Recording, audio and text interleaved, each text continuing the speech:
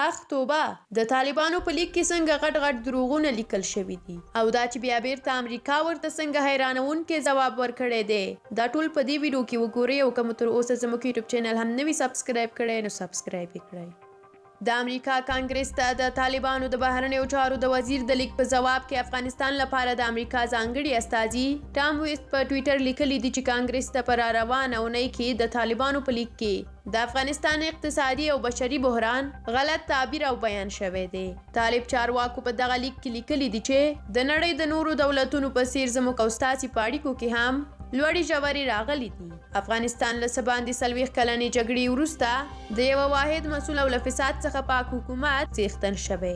د ښې حکومت ولې امنیت او شفافیت په اړه عملي قدمونه اخیستل شوي دي. د قدرت جزیرې له منځه تللي.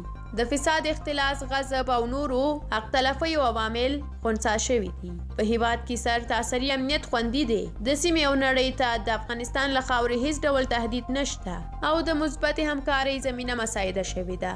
اوس د افغانستان د ودانۍ او انکشاف لپاره ټول فرصتونه مهیا شوي دي. خو افغانستان لپاره د امریکا ځانګړي استازی ټام ویست وایي چې متاسفانه افغانستان د اګست میاشتې نیمایي څخه لا دمخه جګړې، وچکالۍ او د کرونا وایرس وبا ځپلی و.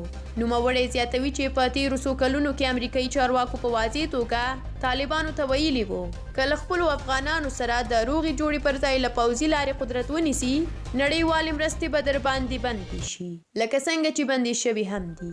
ټام ویست وایي چې طالبانو سره به په واضح توګه ډیپلوماسۍ ته دوام ورکړي خو هغه وخت مشروعیت ترلاسه کولی شي چې د رهبرۍ پر وړاندې مبارزه وکړي، ټول شموله حکومت جوړ کړي، د اقلیتونو په شمول د میرمنو انجونو حقونو ته درناوی وکړي، د انجونو تعلیم او د میرمنو کار ته اجازه ورکړي.